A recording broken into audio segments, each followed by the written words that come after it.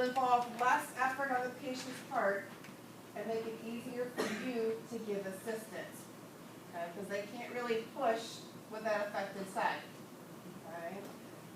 And you need to keep the affected shoulder forward at all times. Okay? So your preparation is, with this one, they're going to roll to that affected side. You're going to have the patient cross the unaffected leg over the affected leg at the ankle. Okay, so we're going to cross here like this. Okay. All right. Then you're going to slide your hand underneath the patient's affected shoulder blade and put your other hand underneath the patient's affected ankle to assist in moving it off the bed. And have the patient put his unaffected hand on the edge of the bed under the affected arm. Okay, so I'm going to be positioning so that I can come underneath the shoulder blade. Brandon's going to bring his hand underneath the arm, and then I'm going to help assist at the ankles right here. Okay? All right, once I get into sitting position, I want to first help assist and move the patient's legs off the bed, okay, because that's going to help create my momentum to get them up. Then you're going to move your hand, once the ankles are off, your hand is going to come up onto the hip, okay, and you're going to apply pressure onto the hip by leaning onto it. What's that going to do?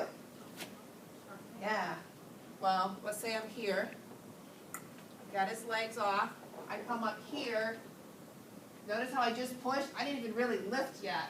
As soon as I started to push, it anchored him to come up this way, okay? All right, and then you're going to have the patient push with their unaffected hand, okay? Keep the affected shoulder forward with your hand throughout this movement, okay? So, simply looks like this. I'm going to come underneath, he's got his hand underneath that affected arm.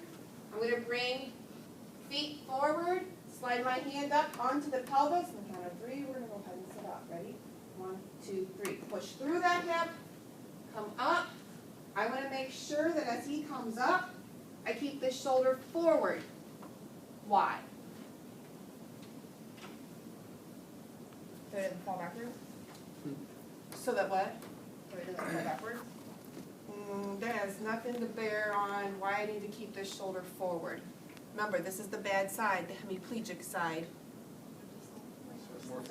We don't want it to dislocate. If I keep it up in flexion, it's not going to dislocate. But if I let it drop and come back this way, it's going to dislocate a lot easier than if I keep it forward. Gravity okay? pulling down on it. He's coming up. Gravity's going to get it no matter what. But let me go back to this other situation. If I were to have him, let's see, we brought that hand here. Let's say I had him place that arm there, okay? And I still come underneath here. I bring the feet forward, push down, okay? He can't really get an effective push, can you? Yeah, he can only get there. So what's he going to tend to do? Try to push through there. Is that going to sublux my shoulder? Yeah, but, now let's do it the right way. So if I come here, come underneath here, push, he's got plenty of strength to push with that arm and not get any type of push through that unaffected arm then. Does that make sense?